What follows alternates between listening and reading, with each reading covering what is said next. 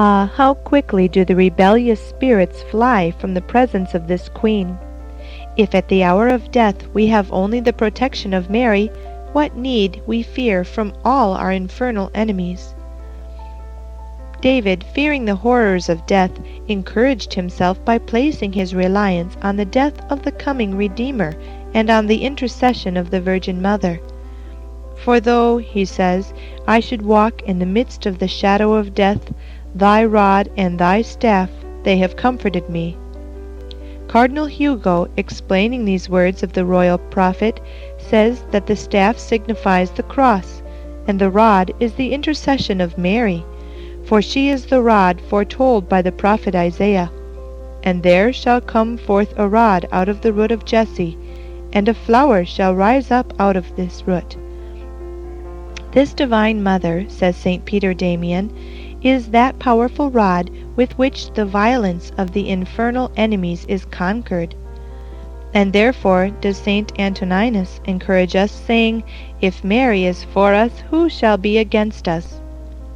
When Father Emmanuel Padial of the Society of Jesus was at the point of death, Mary appeared to him, and to console him she said, See, at length the hour is come when the angels congratulate thee, and exclaim, O happy labors! O mortifications well requited! And in the same moment an army of demons was seen taken in its flight, and carrying out in despair. Alas, we can do nothing, for she who is without stain defends him. In like manner, Father Gaspar Haywood was assaulted by devils at his death, and greatly tempted against faith. He immediately recommended himself to the Most Blessed Virgin, and was heard to exclaim, I thank thee, Mary, for thou hast come to my aid.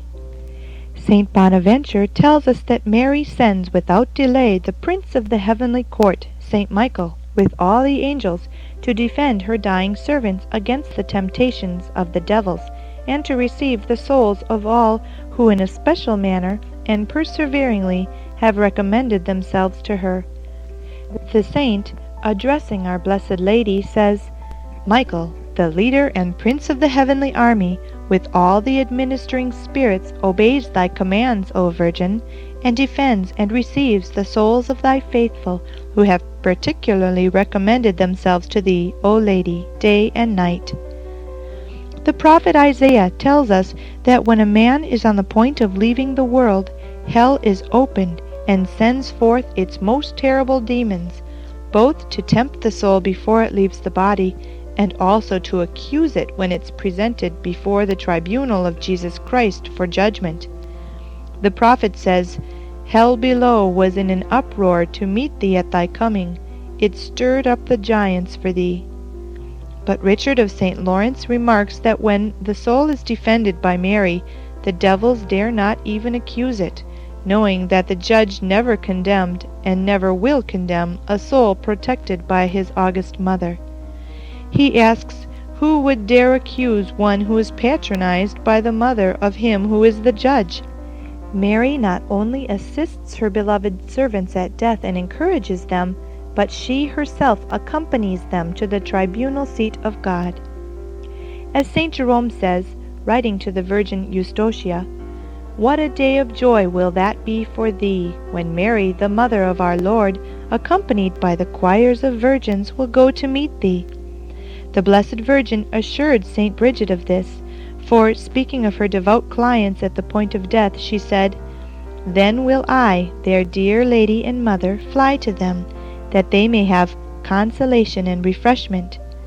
St. Vincent Ferrer says that not only does the Most Blessed Virgin console and refresh them, but that she receives the soul of the dying. This loving Queen takes them under her mantle, and thus presents them to the Judge, her Son, and most certainly obtains their salvation. This really happened to Charles, the son of St. Bridget, who died in the army far from his mother. She feared much for his salvation on account of the dangers to which young men are exposed in a military career, but the Blessed Virgin revealed to her that he was saved on account of his love for her. and in consequence she herself had assisted him at death, and had suggested to him the acts that should be made at that terrible moment. At the same time, the saint saw Jesus on his throne, and the devil bringing two accusations against the most blessed Virgin. The first was that Mary had prevented him from tempting Charles at the moment of death, and the second was that this blessed Virgin had herself presented the soul to the judge, and so saved it without even giving him the opportunity of exposing the grounds on which he claimed it. She then saw the judge drive the devil away, and Charles's soul carried to heaven. Ecclesiasticus says that her bands are a healthful binding, and that in the latter end thou shalt find rest in her. Oh, you are indeed fortunate, my brother, if at death you are bound with the sweet chains of the love of the Mother of God. These chains are chains of salvation. They are chains that will ensure your eternal salvation, and will make you enjoy in death that blessed peace which will be the beginning of your eternal peace and rest. Father Benetti, in his book on the perfections of our blessed Lord, says that having attended the deathbed of a great lover of Mary, he heard him, before expiring, utter these words: "O my Father, would that you could know the happiness that I now enjoy from having served the most holy Mother of God. I cannot tell you the joy that I now experience."